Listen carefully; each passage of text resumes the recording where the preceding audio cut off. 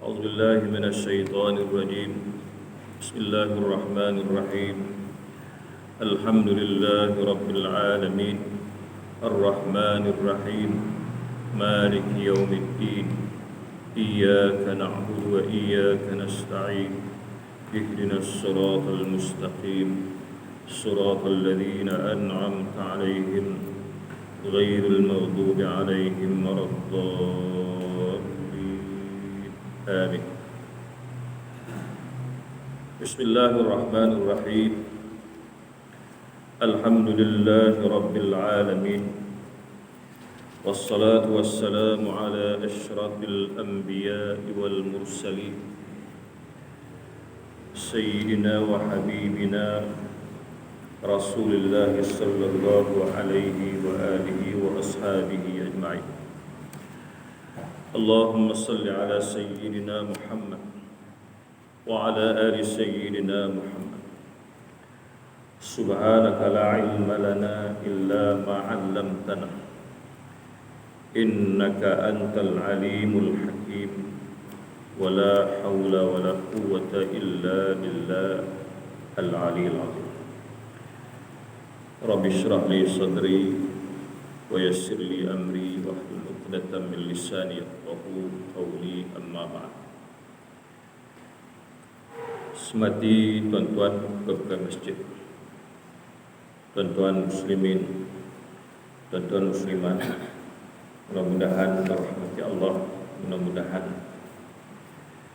Allah senantiasa mengurniakan hidayah dan juga disertai dengan taufiknya, dorongan untuk kita istiqamah walaupun kita diuji dengan berbagai ujian, namun kita tidak terlepas sifat hamba, sentiasa kena patuhi dan takwa, istiqamah melakukan ketaatan. Mudah-mudahan di sebalik ketaatan dicampur dengan ujian, maka di sana hikmahnya Allah Ta'ala nak mengurniakan lipat ganda pahala. Sebab itu apapun ujian, sebagaimana yang sedang kita hadapi ini, ujian yang mengambil masa yang lama, entah bilalah penamatnya. Bagi orang yang beriman, itulah satu keadaan yang Allah Ta'ala nak menggandakan pahala untuk kita semua.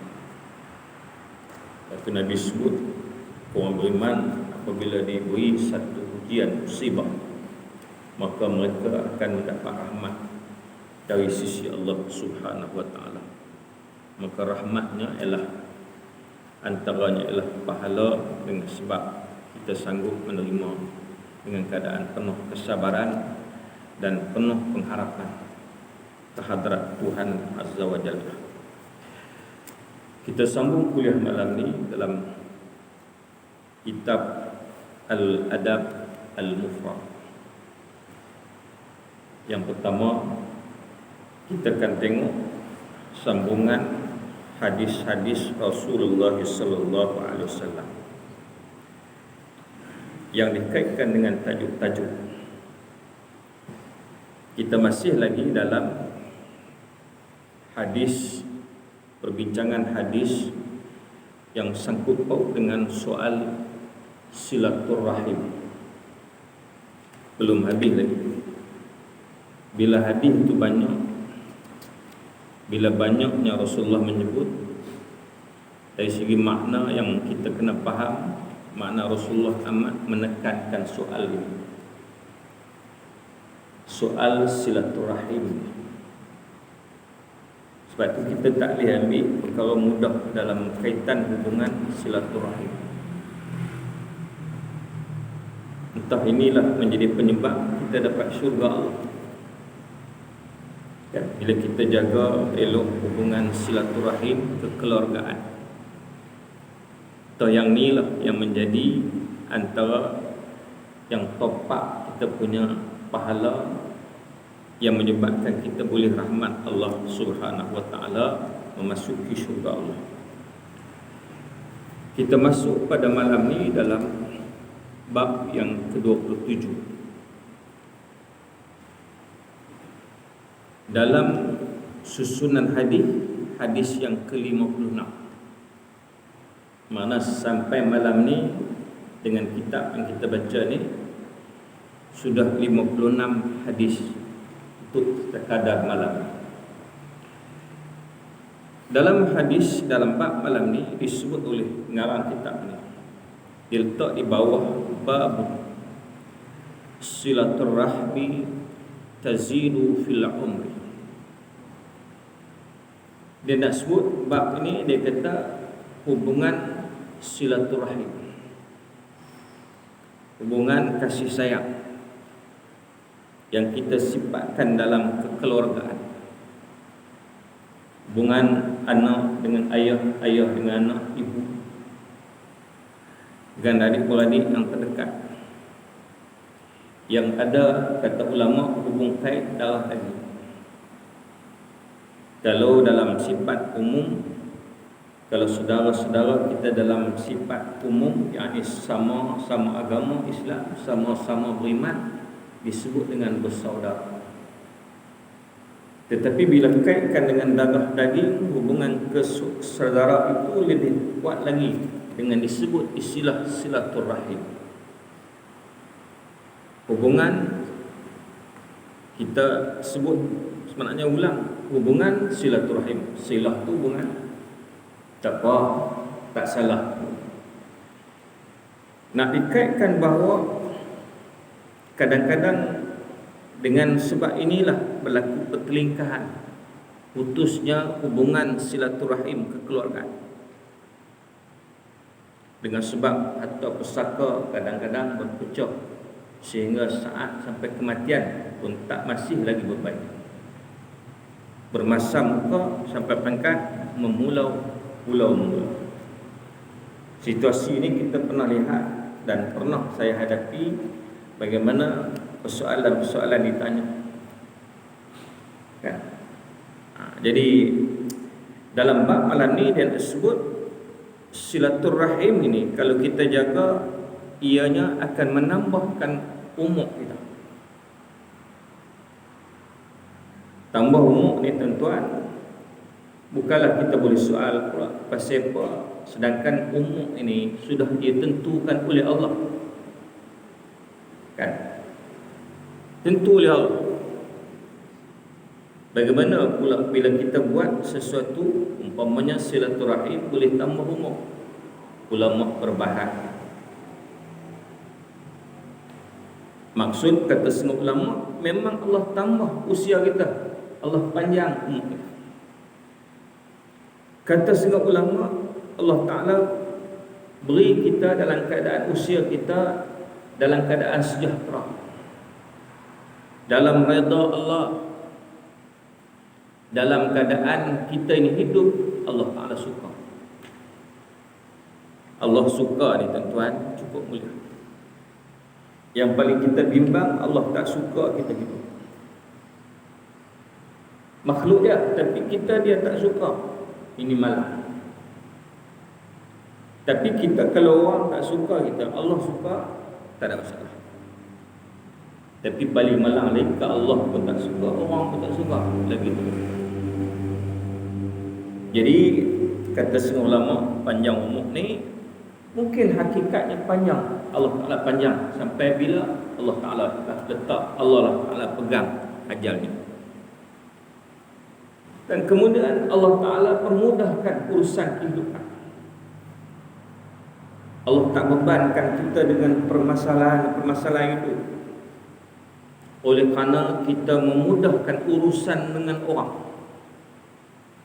Boleh jadi kan? Maka hadisnya disebut, dalam hadis ini disebut haddatsana Abdullah bin Salih qala haddatsani al-Laits qala haddatsani Aqil an Ibn Shihab qala akhbarani Anas bin Malik anna Rasulullah sallallahu alaihi wasallam qala man ahabba an yubsata lahu fi rizqihi wa ayyun sa'alahu fi asari falyasil rahimah atau kama qala. Yang meriwayatkan hadis ni, sanad hadis ni yang hujung sekali yang dengar Nabi sebut ialah Anas bin Malik radhiyallahu anhu. Saya pernah sebut kat tuan-tuan, peribadi Anas ni mulia. Di antara sahabat Nabi yang ianya juga famous, terkenal, kerana dialah antara sahabat kan yang mengenali Nabi secara rapat, batang tubuh Nabi. Sehingga saya pernah sebut tuan-tuan, kalau kita baca kitab Syama'il Muhammadiyah atau orang yang menceritakan bilangan uban yang ada di kepala Nabi, Anas itu, Anas bin Malik radhiyallahu anhu. Dan dia pernah, kenapa? Dia pernah bagi perkhidmatan, jadi pekerja kepada Nabi selama 10 tahun. Maka dia tahulah tingkah laku Nabi, sehingga sampai ke peringkat Nabi sallallahu alaihi wasallam ni sepanjang dia servis kat Nabi, dia tak pernah jumpa, tak pernah bertemu apa sesuatu yang boleh menimbul perasaan tak suka kat Nabi Rasulullah sallallahu alaihi wasallam. Maka yang menceritakan peribadi mulia Nabi Muhammad sallallahu alaihi wasallam, Anas bin Malik. Lalu dalam hadis yang disebut ni, dia kata akhbarani Anas bin Malik, dicerita oleh Ibn Syihab. Dia kata aku diberitahu oleh Anas bin Malik anna Rasulullah sallallahu alaihi wasallam qala, bahawa Rasulullah sallallahu alaihi wasallam bersabda, man ahabba, barang siapa yang ingin, yang berkehendak, yang harap ayyubsata lahu fi rizqihi, supaya rezeki yang dia akan terima diperluaskan oleh Allah, dipermudahkan oleh Allah dalam hal saluran rezeki nak mai kat dia. Siapa yang nak begitu keadaan, kata Nabi, siapa-siapa yang nak kan proses untuk dapat rezeki secara mudah, tak susah, tak sulit, dia nak hadapi, dia nak dapat rezeki. Makna apa maksudnya tuan-tuan? Maksudnya ada ketika Tuhan persulitkan kita nak dapat kerja bagi rak, bagi nak mampus, tapi kita tak dapat juga, tak dapat. Entah ada sebab tergalaknya untuk dapat rezeki Allah. Kan kerja sehingga berhempah pula siang malam, tapi hidup sempit juga, entah ada sebab yang menghalang. Orang lain tengok kerja ringan, simple lah, tentu rezeki banyak.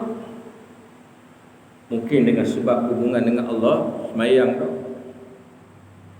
Tapi dalam hadis ni nak kaitkan, Nabi nak sebut bahawa barang siapa yang inginkan dirinya dikurniakan oleh Allah dengan rezeki yang mudah salurannya, wa ayyan sa'alahu fi asarihi, dan dia mau supaya Allah Ta'ala panjang umur dia untuk bagi peluang bagi dia hidup, boleh buat ibadat, boleh mendapat kesenangan di atas dunia, maka falyasil rahimah, kata Nabi. Apa yang patut dia buat? Maka hendaklah dia sentiasa menghubungkan silaturahim. Orang yang falyasil, Allah Ta'ala, Rasulullah guna kalimah fi'il mudhari'. Fi'il mudhari' ini tuan-tuan biasanya dimaksudkan amalan tersebut bukan sekali dua, berterusan. Dia jaga, dia pelihara dalam bab hubungan silaturahim, dia tak mau benda yang boleh terguris hubungan dia, benda yang boleh terputus hubungan dia, dia jaga cukup-cukup. Yang kedua, dia untuk nak bagi subur lagi hubungan ni, sakit ziarah, mati ziarah, punuri dia jaga dia. Kata Nabi sallallahu alaihi wasallam, orang ni dia nak supaya rezeki dia murah, orang ni nak supaya umur dia panjang. Jadi kesimpulan hadis ni nak apa? Nabi nak beritahu di antara jalan untuk nak dapat mudah rezeki, Allah Ta'ala permudahkan rezeki, luahkan rezeki kita, nak bagi Allah panjang umur kita. Kata Nabi, yang kita kena jaga dalam hidup ni ialah hubungan silaturahim. Itu maksudnya. Tuan, sebab kita baca bulan lepas, Nabi dah abang silaturahim ni ialah berasal daripada rahmat, namaku. Ar-Rahim nama Allah. Silaturahim, Ar-Rahim tu nama Allah saja. Lalu kata Nabi dalam hadis bulan lepas kita baca, bila seseorang itu dia menghubungkan rahim aku, sifat kasih sayang aku dihubung rantaian, diperlebar luas di kalangan manusia, maka aku akan turun rahmat padanya. Dengan maksud sebaliknya, apabila hubungan silaturahim tak jaga, sikit-sikit nak berkelahi, sikit-sikit nak gaduh, sikit-sikit nak masam muka, maka seolah dia sedang memutus rahmat aku yang aku nak bagi dia. Maka tuan-tuan, rezeki ni ialah rahmat Allah. Kita ni kalau tuan-tuan Tuhan tak bagi, kita tak boleh buat apa. Kita ni kalau segi hakikat tak ada apa. Hakikatnya kita pun tak wujud kalau Allah tak mewujudkan kita. Allah wajibal wujud. Allah itu sifat dia yang kita pegang selama ni, dia mesti ada. Sebab kita meyakini apa yang ada dalam mengaji tauhid. Tapi kita ni tak ada apa. Batang tubuh kita itu kalau Allah tak mau bagi adakan, kita tak ada. Apatah lagi untuk nak menyempurna batang tubuh ni, rezeki, kehidupan, udara, semua datang daripada Allah. Macam mana datang? Ialah melalui rahmat Allah Subhanahu wa taala. Sehingga rahmat ni sampai ke peringkat ke akhirat, saat nak masuk dalam syurga, kata Nabi, masuknya seorang ke dalam syurga itu dengan rahmat kasih sayang Allah, bolehlah dia masuk. Kalau Allah tak bagi rahmat untuk masuk syurga, terbeloknya untuk masuk syurga. Sahabat tanyakan Nabi, ya Rasulullah, adakah termasuk kamu juga ya Rasulullah macam tu? Ya, termasuk aku. Kalau Allah Ta'ala tak izin aku masuk, aku tak boleh masuk. Apatah lagi kita manusia biasa, manusia yang kadang-kadang kita bergelumang dengan dosa, dengan kemungkaran, dengan kealpaan, dengan ghaflah kepada Tuhan. Lebih lagi lah, sebab itulah tuan-tuan, dalam hidup ni selain kita mempedulikan soal hubungan dengan Allah, hubungan dengan Allah dalam solatnya, ibadatnya, kita jaga elok. Tetapi satu kali kita kena jaga hubungan sesama makhluk, khususnya sesama manusia. Maka hubungan sesama manusia ini dia bina di atas sifat, kalau kekeluargaan ialah silaturahim. Tuan-tuan yang dirahmati Allah Subhanahu wa taala, maka insya-Allah rezeki akan tambah, umur panjang. Yang kedua, hadis yang ke-57, kita ambil dua hadis lagi. Wa an haddatsana Ibrahim bin Al-Munzir qala haddatsana, dia maksud sama tapi matan berbeza. Hadis ni tuan-tuan, kadang-kadang perawi yang ni orang lain, maka matan dia sebut lain sikit, tapi maksud yang Nabi nak sampai samalah macam riwayat kamu. Qala haddatsana Muhammad bin Ma'din qala haddatsani abi an As-Sa'id bin Abi Sa'id Al-Muqburi an Abi Hurairah radhiyallahu anhu. Maknanya sanad yang hadis yang kedua ni ialah riwayat Abu Hurairah, seorang sahabat Nabi yang terkenal juga, walaupun dikenali dia dengan gelaran Abu Hurairah. Orang kalau sebut Abdurrahman, orang tak kenal. Disebut Abu Hurairah, semua orang kenal. Walaupun kita pun kenal lah siapa bila orang sebut Abu Hurairah, orang kata inilah antara perawi hadis, antara di kalangan sahabat yang menghimpunkan hadis Nabi, yang di kalangan ranking yang banyak hadis yang dihafaz. Jadi Abu Hurairah dia cerita hadis yang kita nak baca ni. Dia kata qala sami'tu Rasulullah sallallahu alaihi wasallam yaqul. Dia kata aku dengar. Ni dia sebut matan dia dengar. Tadi Anas kata Rasulullah sabda, beza ke? Tak, sama. Dia abang, dia tak dengar, dia pun tak abang. Cuma dalam riwayat ini, dalam sebutan Abu Hurairah, dia kata sami'tu Rasulullah sallallahu alaihi wasallam yaqul. Aku dengar Rasulullah sallallahu alaihi wasallam bersabda. Jadi nak abang kata telinga aku ni yang bukan aku telinga daripada orang lain. Aku dengar telinga aku ni seolah macam ni abang. Telinga aku ni yang duduk dekat aku ni, aku yang dengar Nabi sebut lafaz dia. Tuan-tuan, sahabat Nabi kalau nak compare kita lari jauh. Tambahlah sahabat-sahabat Nabi ni yang meriwayatkan hadis ni. Sebab status hadis ni dia pangkat sampai pangkat jadi hadis sahih pasal apa? Kerana kepribadian orang yang meriwayat. Abu Hurairah ni bukan calon. Pernah dicerita dalam kisah para sahabat Hayatus Sahabah, bila kaitkan dengan Abu Hurairah ni, kalau dia nak ambil hadis yang saya pernah cerita kat tuan-tuan, dia nak ambil hadis, dia terpaksa bergerak sampai ratusan batu. Kerana nak ambil hadis, oleh kerana dia tak dengar Nabi sebut, orang lain dengar, dia nak dapat juga hadis. Dia nak dapat juga sabdaan Nabi, dia nak dapat juga kenyataan Nabi untuk dia amal, untuk dia ikut dan untuk dia sampaikan kepada orang lain. Dia punya salah satu title yang kena maka ada kalau kita menji ulum hadis ialah title siqah. Siqah ni ialah kalau bahasa sekarang, bahasa moden, integriti dia tinggi. Dia bukan boleh dijual beli sebangat, dia bukan kaki penipu, bukan putak belik punya. Integriti makna dia punya sifat jiwa, sifat diri dia tinggi jati diri. Siqah makna kalau terjemah bahasa kita boleh dipercayai, bukan calang-calang. Maka orang cerita bagaimana siqahnya Abu Hurairah ni ialah apabila dia nak dapat satu hadis, dia pergi cari, dia dengar kata ada satu seorang sahabat dapat, dia tak dapat ni, dia pergi cari, dia naik unta pergi cari, dia pergi tengok kawan tu sedang nak tangkap unta, nak tangkap unta ke kuda, saya tak ingat kisah. Berguna tali. Dia tengok kawan tu duk acu lah. Macam kita lah nak tangkap lembu, duk acu garam. Tu garam. Orang tetua belah lembu, nak bagi lembu tu mai, kambing mai, suar garam, garam. Lembu dengan kambing garam cukup minat. Kan? Lah ni dia jual ke garam sah. Orang juga.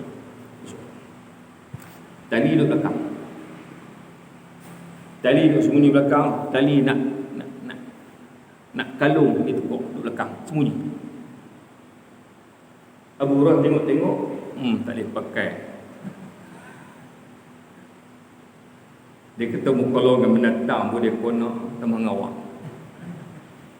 Maknanya Abu Hurairah rasa macam integriti orang yang dia nak ambil hadis ni tak boleh nak percaya. Dibimbangi takut dia ada penambahan, dia balik, dia patah balik. Sebab itu orang kata Abu Hurairah ni dalam hadis-hadis dia boleh kata seluruh hadis Abu Hurairah bersifat sahih. Ni Abu Hurairah yang dikenali dengan Abu Hurairah bapa kucing, kerana dia terkenal pasal Rasulullah tengok selalunya anak kucing duduk bawah jubah dia, lengan besar jubah, dia suka jolok masuk anak kucing lah ni. Rasulullah kata Abu Hurairah sungguh anak kucing. Hurairah ni anak kucing yang kecil, baby punya kucing. Kan? Al-Hirrah ni kucing. Hurairah anak kucing. Kucing yang halus. Nabi panggil Abu Hurairah bapa kucing yang halus. Bukanlah maksudnya Abu Hurairah yang beranak kucing tu. Dah pasal dia rapat kucing. Tuan, bukan zaman lah orang bagi belah kucing. Tuan dulu belah dah. Lah ni baru kan, sampai kucing pun lebih mahal, lebih berubat daripada tuan lah ni. Ada seorang makcik, dia pergi bawa kucing dia yang sayang, bawa pergi ke klinik, tang klinik, hak jalan, terak jalan dekat dengan jalan, nak pergi jalan kediaman Tifsak, dah apa panggil Magung, pergi klinik ada India, doktor pergi dengan buah anak, pipi doktor kata semua mau berubat apa semua, cucuk apa semua 250. Anak dia kata tu, anak dia terus kata kat dia, mak dia kata, cik ubat RM20. 20 punya sayang kat kucing. Orang belah kucing jangan tuan. Habis duit yang kucing. Tapi tuan tak habis rezeki rupanya dia main boleh. Saya belah kucing, rupanya rezeki dia tambah dengan sebab ada kucing. Kan? Cuma nak urus tuan susah sikit. Berak apa semua kucing kan. Tak apa kita tahu sapi tajuk tu pasal tak habis. Cerita apa ni tuan-tuan? Abu Hurairah kata aku dengar Rasulullah SAW sabda, man sarrahu ayyubsata lahu fi rizqi. Siapa-siapa dia guna sedikit matan dia sarrah. Dalam matan An-Nabi Malik dia guna man ahabba. Dalam matan yang disebut oleh Abu Hurairah, dia kata dia dengar Nabi kata disebut kalimah man sarrahu. Beza tak? Makna sama. Man ahabba siapa-siapa yang ingin, man sarrahu pun siapa yang ingin. Bahasa Arab ni dia punya luas, dia punya vocab dia banyak. Sarab ni tuan-tuan, kalau bahagian ni kataan ni panggil dia banyak kataan bahasa Arab. Sebab itu kalau kita kuasai bahasa Arab, mudah faham Quran. Sebab Quran tu Allah Ta'ala guna banyak kataan. Lalu kata Rasulullah, man sarrahu ayyubsata lahu fi rizqi. Siapa yang inginkan dirinya diluaskan rezeki oleh Allah, dimudahkan rezeki oleh Allah, dibentangkan rezeki oleh Allah, basata dibentang. Wa ayyul sa'alahu fi asarihi, dan siapa-siapa yang inginkan dirinya dipanjangkan umurnya, kata Rasulullah, fal yasil rahimah, hendaklah dia dalam hal kekeluargaan silaturahim dia kena jaga. Tuan-tuan, matan sama tadi. Jadi mesejnya orang lain yang riwayat tadi Anas, yang ni Abu Hurairah. Dua-dua ni perawi yang hebat. Jadi kita tak boleh nak rasa gusar. Memang sah bahawa Nabi sebut dah jelas kenyataan Nabi bahawa siapa-siapa yang inginkan umur panjang, siapa yang ingin diperluaskan rezeki, antara perkara yang dia nak pelihara ialah hubungan kasih sayang kekeluargaan yang dijaga elok. Jangan bagi ada, jangan terusik sesuatu. Sebab tuan-tuan, benda yang nak kucai sikit perhubungan silaturahim ni banyak benda. Syaitan semua ni. Perasaan. Kan, perasaan. Kadang-kadang tak puas hati. Bagi harta tak puas hati. Sebab itu tuan-tuan, kita kena mengaji kat faraid. Sistem faraid adalah Islam. Ada Al-Quran. Kita cuba buka dalam surah An-Nisa. Boleh kata sebahagian dalam surah An-Nisa Allah bincang bab faraid. Allah bak siap dah dia punya bedaan-bedaan yang diperuntukkan kalau mati si suami, tak ada anak, isteri dapat berapa. Kemudian ada dia asabah dia, ada disebut. Ditulis oleh ulama dengan dijadikan satu ilmu faraid. Sampai pekat Nabi kata belajarlah ilmu faraid. Kenapa tuan-tuan? Kerana kita nampak faraid ni, kita kalau nampak satu sudut kita nampak macam tak ada balance. Dilebihkan satu pihak, dikurang satu pihak. Umpamanya si lelaki dapat 2, si perempuan dapat 1 bahagian. Sedangkan dua-dua adalah status anak. Kita tak baca dari segi sebab latar belakang, sebab masa depan si lelaki apa tanggungannya, Allah Ta'ala sebut saja. Tapi kalau kita mengaji, insya-Allah kita faham kenapa Allah Ta'ala jadikan, kan, Allah jadikan sistem faraid ni untuk satu keadilan, nak stabil kehidupan yang ada hubung kait kekeluargaan. Tapi kalau tak mengaji, tuan-tuan, dia tak faham. Dia berbalah, dia berteringkah, dia kata hang tak jaga mak pun, kata hang dapat lebih pada. Ada tuan-tuan, orang yang ukit, si perempuan yang ukit, dia tang-tang malam duk jaga mak, tang-tang malam. Yang lelaki ni duk jauh balik lemah-lemah kali, dia kata ketok mak mati hang boleh lebih, aku boleh sikit, aku tang-tang malam jaga mak. Mula masam, mula tak personok, mula dia jaki, mula macam mana? Pelingkar, Kelai putus silaturahim, penuri pun tak pi, mati pun tak pi, ada apa? Tu tak kira lagi macam saya mengajak kuliah subuh di Teni Musa satu. Ada tajuk tu juga, tajuk Quran. Tu tak kira lagi pelingkah kita kawan buat bendang, lepas tu buat bendang kan. Yang dikikih batas kawan. Tu tak kira lagi, dia kira tak perlu lah. Dia punya bendang nukupan batas kawan. Sikit main musim, sikit. Lama-lama dia lah. Jenis tu kepada saya tanya orang tanya Musa ada dia tahu tak banyak. Semua tu adalah sebab-sebab nak bawa pertelingkahan. Tetapi kalau kita ikut apa yang ada dalam agama, insya-Allah selamat. Benar ni tuan-tuan, yakinlah sebab tu Islam ni didatangkan dengan sifat dia Islam. Islam maksud selamat. Mana semua benda kalau kita rujuk ke Islam, selamat. Nak ambil harta benda ke, nak buat apa ke, Islam punya cara Islam. Wallahu a'lam. Jadi dua hadis cukup.